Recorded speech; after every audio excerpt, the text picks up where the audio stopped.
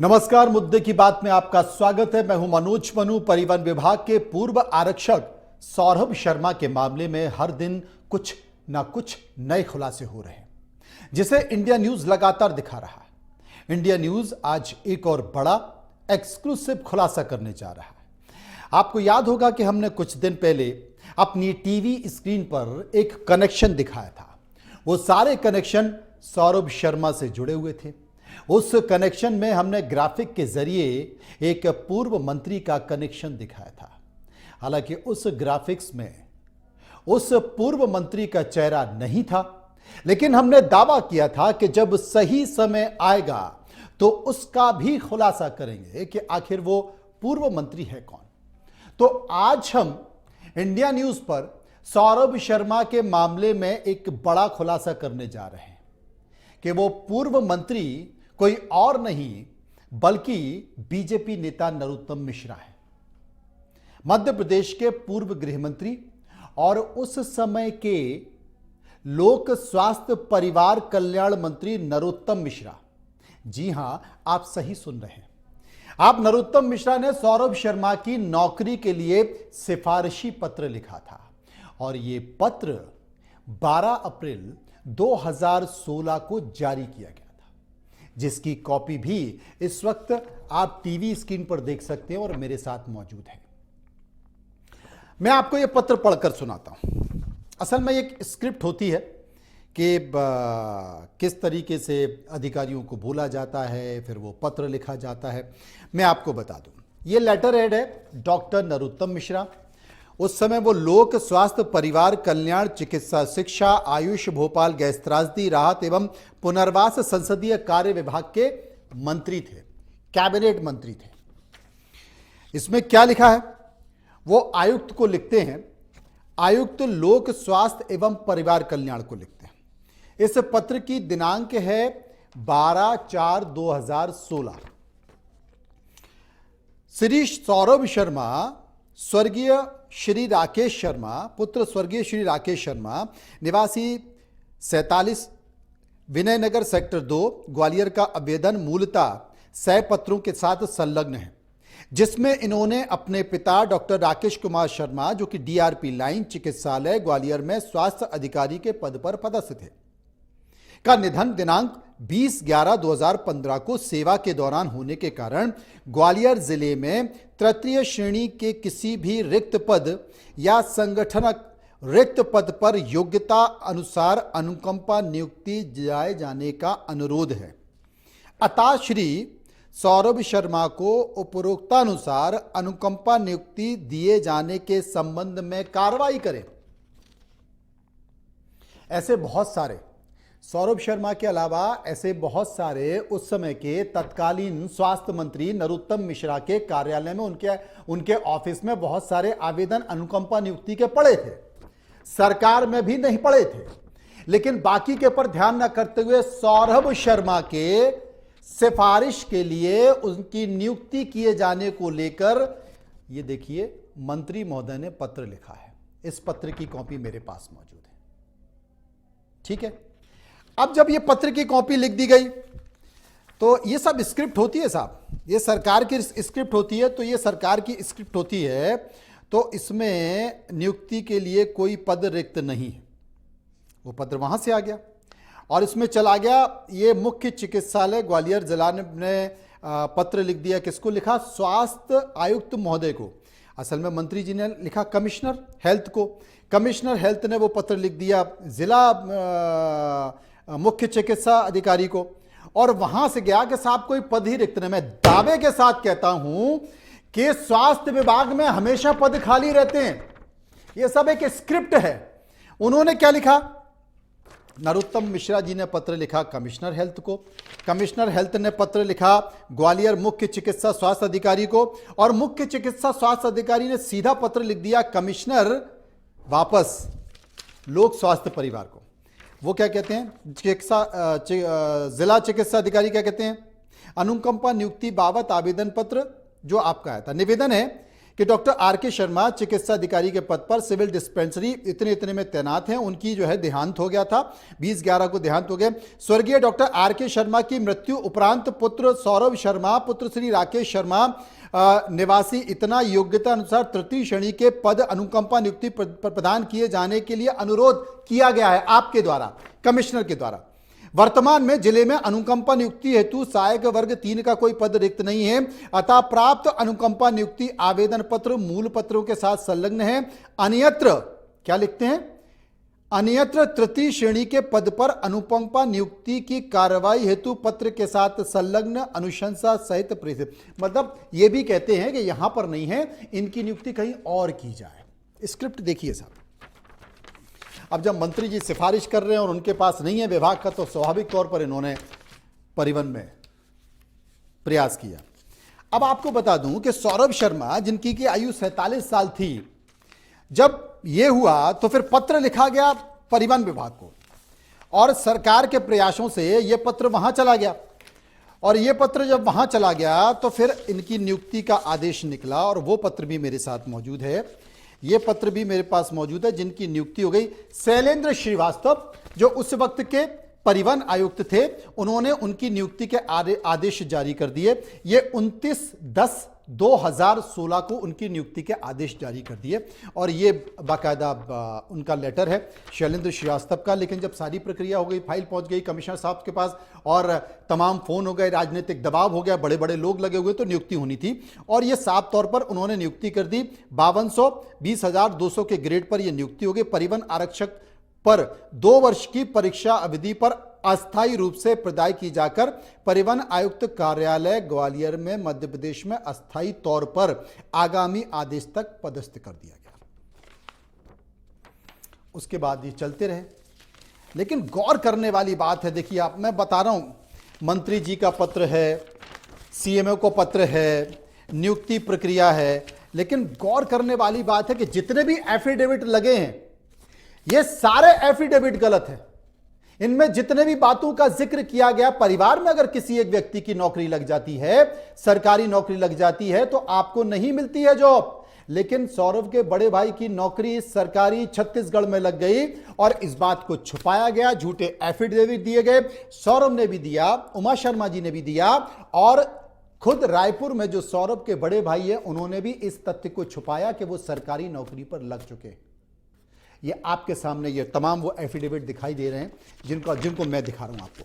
तो आप कल्पना कीजिए कि जब कायनात चाहती है ना, जब सरकार में ऊपर बैठा कोई बड़ा व्यक्ति चाहता है, तो कैसे धड़ल्ले से आपकी फाइलें निकलती हैं। आप जरा जानकारी निकाल लीजिए कि कितनी अनुकंपा नियुक्ति की एप्लीकेशन मंत्री महोदय के यहां पर पड़ी हुई है, कितनी सरकार के पास पेंडिंग पड़ी हुई है, और उनके पास अनुकंपा नियुक्ति नहीं हो पा रही।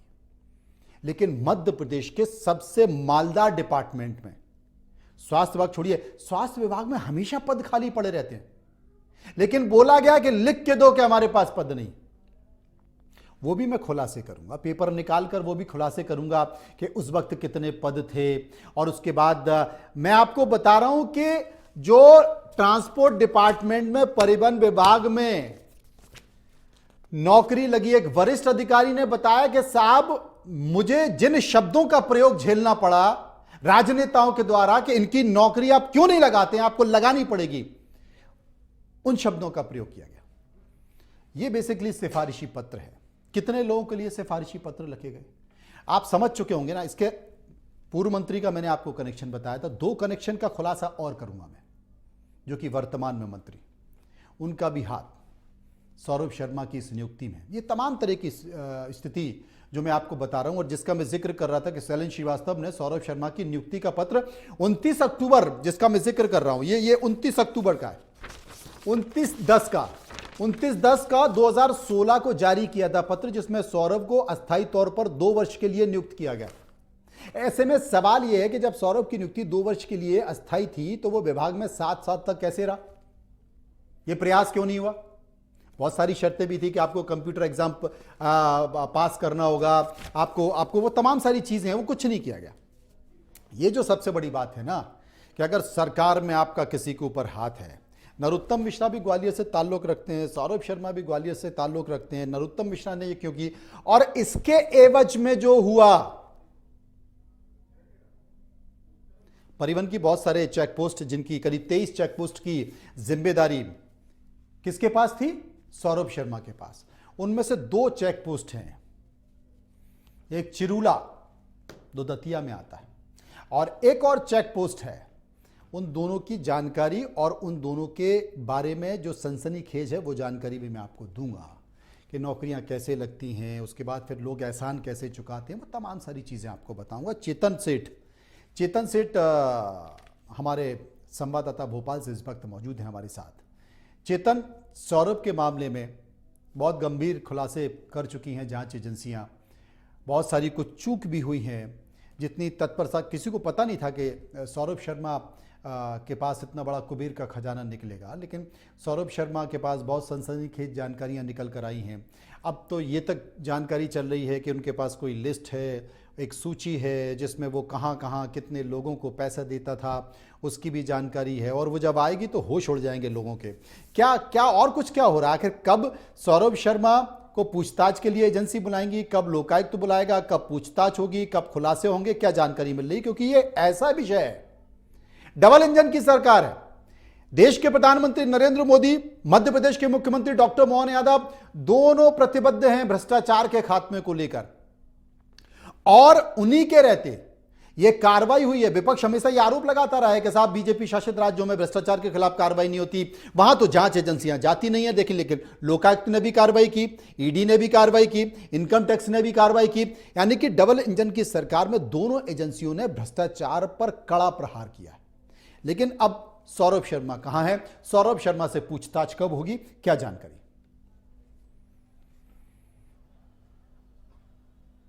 देखिए, जिस तरीके से सौरभ के मामले में अलग अलग अपडेट आ रहे हैं, आईटी, लोकायुक्त और ईडी ने जो कार्रवाई की उसमें तमाम चीजें सामने आई हैं कि अब तक सौरभ के पास 100 करोड़ से ज्यादा की संपत्ति की चीजें सामने आ चुकी हैं। इसके अलावा मध्य प्रदेश की तमाम इलाकों में जो उसकी प्रॉपर्टी है, इसके अलावा दुबई में जो उसका बिला है उसकी भी चर्चा है। तो ऐसे में चर्चा है कि सौरभ के पास लगभग 500 करोड़ रुपए की संपत्ति है। मध्य प्रदेश का सबसे भ्रष्ट पूर्व आरटीओ का आरक्षक सौरभ शर्मा ग्वालियर का रहने वाला था।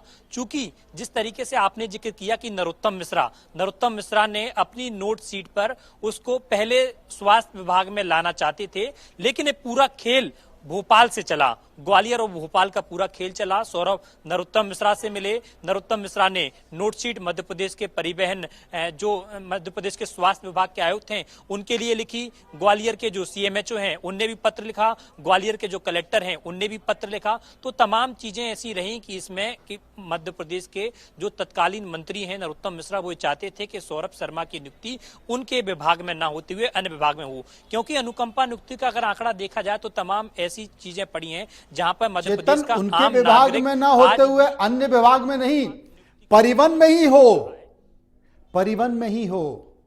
मध्य प्रदेश के हर कर्मचारी का ख्वाब होता है परिवहन में जाना, क्योंकि परिवहन में जो खेल है ना वो कहीं नहीं। अब तो देख लिया लोगों ने कि भाई 60 से, मतलब सौरभ शर्मा 2016 में उनकी नियुक्ति हुई, 2023 में उन्होंने इस्तीफा दे दिया और उसके बाद इतनी सारी शिकायतें इस बीच आई, इस्तीफा तो उनको देना ही था खैर।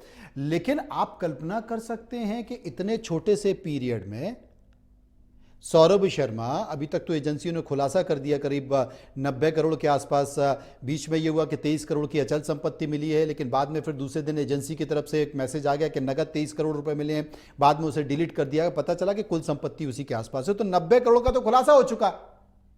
ये तो वो है जो सीधी सीधी बहुत ज्यादा हाथ पर नहीं मारे एजेंसी ने। अभी तो बहुत सारी ऐसी संपत्तियां हैं, करीब 400-500 करोड़। दुबई की बात लोग कर रहे हैं कि दुबई में कुछ संपत्ति है। एजेंसियां इस बात का खुलासा करेंगी या हालांकि ये पुष्टि नहीं हो पाई है, लेकिन आप सोचिए कि इतने कम पीरियड में 16 से लेकर 2023 में अगर नौकरी की पूरी सैलरी जोड़ ली जाए, उसके पक्ष जोड़ लिए जाए, तो पूरा मिला के 60-70 लाख से ज्यादा नहीं हो सकता। लेकिन 90 करोड़ तो अभी तक जांच एजेंसियों को पता चल चुका है, अभी छानबीन शुरू नहीं हुई है। और 400 करोड़ की बात लोग कर रहे हैं, विदेशों में संपत्ति की बात कर रहे हैं, वो तो धीरे धीरे सामने निकल कर आएगा। तो हर आदमी परिवहन में आना चाहता है, लेकिन ऐसा सिफारिशी पत्र हर किसी के पास नहीं होता। और सिफारिशी पत्र के साथ जो पूरी एनर्जी लगाकर मध्य प्रदेश में ये जो पत्र है, जो हमारे मध्य प्रदेश के सम्माननीय पूर्व स्वास्थ्य मंत्री ने लिखा है, 12/4/2016, अगर 12/4/2016 के पहले मध्य प्रदेश की सरकार में अनुकंपा नियुक्तियों के लिए अगर आवेदन निकाल लिए जाएं, तो बाकी के आवेदन जो इसके पहले के आवेदन लगे हैं, या जो सौरभ के पिताजी राकेश शर्मा जी का जो देहांत हुआ था, राकेश शर्मा जी के देहांत के पहले बहुत सारे लोगों के सरकारी कार्य करते हुए देहांत हो गए हैं, उनकी अनुकंपा नियुक्ति के मामले इतने सालों से पेंडिंग डले हैं, उनके लिए तो किसी ने सिफारिशी पत्र नहीं लिखा। नरोत्तम मिश्रा साहब ने लिख दिया। लंबी कहानी, बाद में चर्चा करेंगे। आप अपनी बात पूरी कीजिए चेतन। देखिए, बिल्कुल सोची समझी प्लानिंग थी, क्योंकि स्वास्थ्य विभाग को मध्य प्रदेश के नरोत्तम मिश्रा ने पत्र लिखा, फिर ग्वालियर सीएमएचओ ने पत्र लिखा, कलेक्टर ने पत्र लिखा, और जब विभाग के द्वारा बताया गया कि विभाग में अनुकंपा नियुक्ति के लिए कोई जगह नहीं है, जबकि उस कार्यकाल में कई और नियुक्तियां हुई हैं, ये भी खबर सामने आ रही है। लेकिन सौरभ को लेकर एक सोची समझी प्लानिंग बनाई गई। जो तत्कालीन आईपीएस शैलेंद्र श्रीवास्तव थे, उनको भी पत्र लिखा गया और उनको फोन भी लगाया गया। खबर ये भी आ रही है कि एक मंत्री ने उनसे अपशब्द भाषा का प्रयोग भी किया कि उनको नियुक्त करना ही करना है, परिवहन विभाग में नियुक्त करना है, और परिवहन विभाग में नियुक्त करने के साथ साथ एक प्रक्रिया होती है कि लगभग 3 साल उसको कार्यालय में तैनात रहना होता है, उसके बाद ही चेक पोस्ट पर उसकी भेजा जाता है। लेकिन वहां पर कार्यालय में न तैनात करते हुए उसको लगभग 6 महीने के अंदर अलग अलग जो जिले के चेक पोस्ट हैं वहां पर भेज दिया गया, और वहीं से पूरा रैकेट का एक्सेस उसके हाथ में आ गया।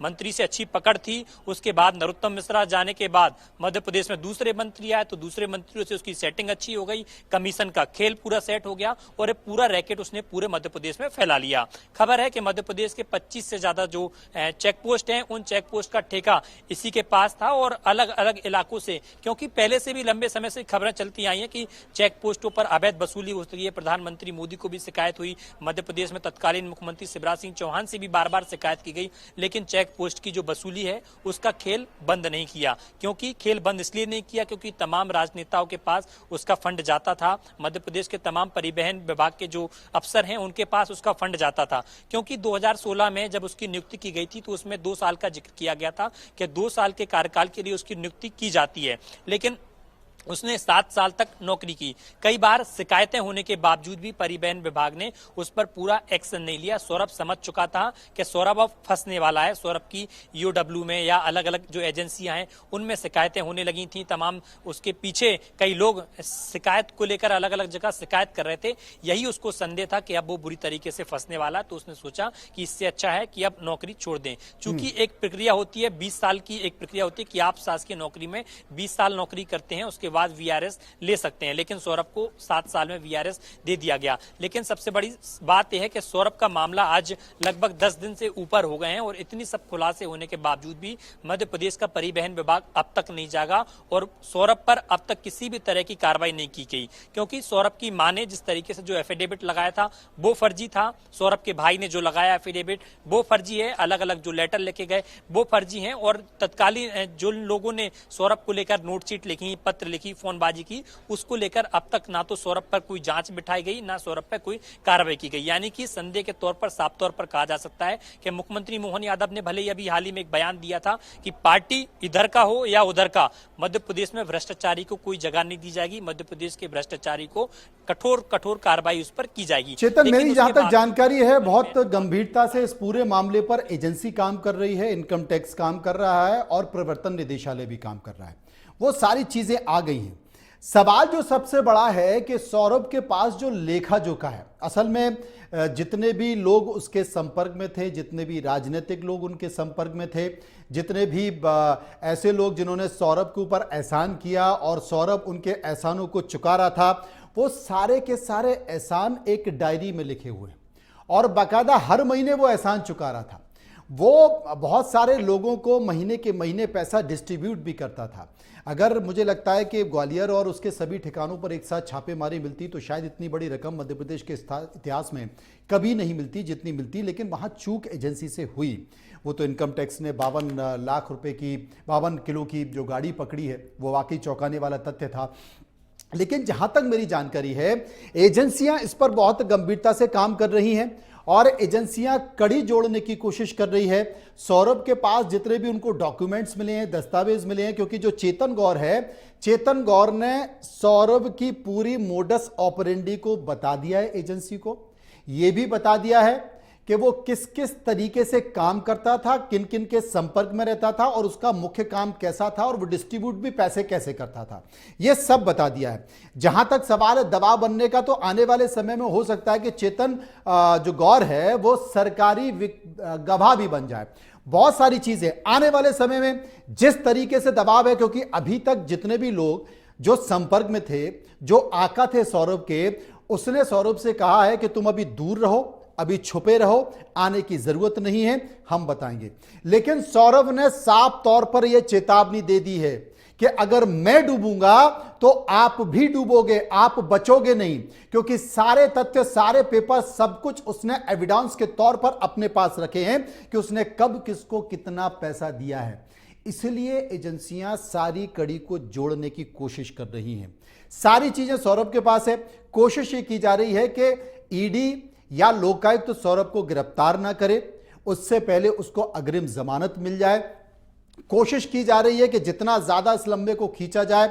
लेकिन यह आपको बता दूं कि सौरभ देश के अंदर है, सौरभ तमाम अपने आकाओं के संपर्क में है और इस बात की जानकारी भी एजेंसियों के पास है। तो यह मामला दबने वाला नहीं है। बस इतना सा है कि सौरभ के पास जो सबूत हैं, उन सबूतों के साथ सौरभ किस तरीके से एजेंसी के पास पहुंचता है। अगर सौरभ को यह लगा कि वो बचने वाला नहीं है, वो फंसने वाला है, देखिए सौरभ के पास जितनी भी संपत्ति मिली है वो तो भ्रष्टाचार अधिनियम के तहत निकल कर आएगी, उसे जेल भी होगी, उसे गंभीर सजा भी होगी। इंतजार केवल इतना किया जा रहा है, सौरभ भी देख रहा है कि क्या मैंने जिन लोगों के लिए किया वो मेरी मदद करते हैं कि नहीं करते, मुझे बचाते हैं कि नहीं बचाते। और अगर नहीं बचाया तो भोपाल से लेकर दिल्ली तक इतने नाम सामने आएंगे कि मध्य प्रदेश के लोगों ने कभी सोचा भी नहीं होगा। चेतन, बिल्कुल, देखिए इसी बात से अंदाजा लगा सकता है, जब तत्कालीन केंद्र में जो मंत्री थे नितिन गडकरी, उनने भी मध्य प्रदेश में एक पत्र लिखा था, उस पत्र के बाद भी कोई कार्रवाई नहीं की गई। यानी कि मोदी कैबिनेट का इतना बड़ा मंत्री, देश का इतना बड़ा राजनेता, मध्य प्रदेश के मुख्यमंत्री और सीएस इकबाल सिंह बैस को अगर पत्र लिख रहा है तो उस पत्र को गंभीरता से अगर ले लिया जाता, उस समय अगर जांच कर ली जाती तो इतना बड़ा आजकांड नहीं होता। और उस पत्र को जो रद्दी के गत्ते होते हैं वहां पर एक तरफ फेंक दिया गया, उसमें कोई जांच नहीं की गई।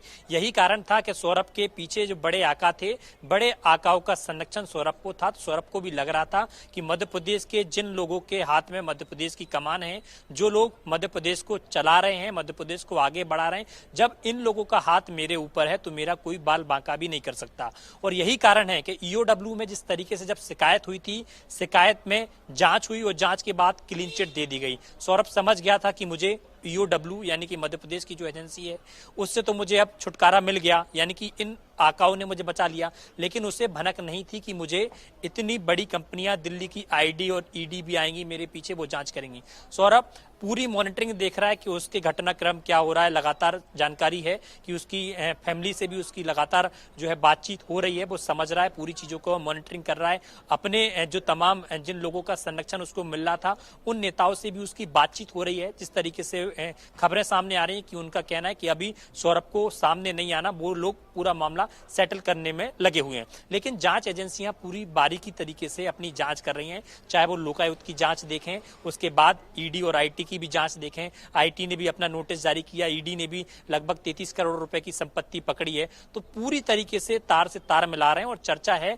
कि एक डायरी भी मिली है, जिस डायरी में मध्य प्रदेश के तमाम ब्यूरोक्रेट्स, मध्य प्रदेश के तमाम राजनेता और उन मंत्रियों के भी नाम हैं जहां पर सौरभ अपना कमीशन भेजा करता था। तो पूरी रडार पर हैं जांच एजेंसियां, मॉनिटरिंग तरीके से इसकी पूरी जांच कर रही हैं, पूरी चीजों पर मॉनिटरिंग कर रही हैं। और खबर तो ये भी आ रही है कि जांच एजेंसियां जिस डायरी में जो नेता और तमाम नेता, चेतन, तमाम नेता, गोपाल भार्गव ने भी कहा है कि निश्चित तौर पर मेरी भी जानकारी में एक डायरी है, उसमें कई सारे नाम निकल कर आ रहे हैं, बाकी लोगों का नाम होगा लेकिन मेरा नाम नहीं होगा, मैं दावे के साथ कह रहा हूं। यानी कि वो बताने की कोशिश कर रहे हैं, वो इशारा कर रहे हैं कि बहुत सारे लोग थे जो परिवहन से या फिर सौरभ शर्मा से पैसे लेते थे। ऐसे ही एक और नेता आए, राघव जी, जो कि मध्य प्रदेश के पूर्व वित्त मंत्री रहे हैं, वो भी आ गए हैं। उन्होंने भी चिंता जाहिर की है। उन्होंने कहा है कि ये एक बड़ा धब्बा है बीजेपी के चाल चरित्र चेहरे पर और इस मामले पर गंभीरता से जांच आनी चाहिए और तमाम तथ्य सामने आना चाहिए। एक बार जो पूर्व वित्त मंत्री हैं राघव जी, उनके बयान को सुन लेते हैं।